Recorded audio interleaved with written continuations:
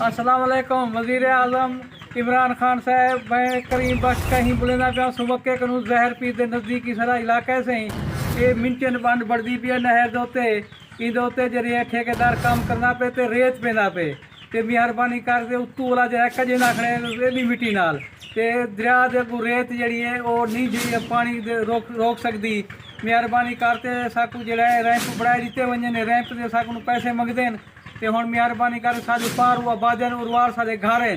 असारे छोटे छोटे बच्चे ना पार बन सकते ना उरवार नहर की खुदाई करते इतनी झिकी करती ने कि सारे फसलें को पानी कहने लगते ते मेहरबानी करते असा अपील करें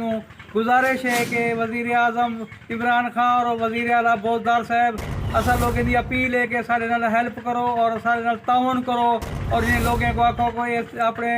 जड़ा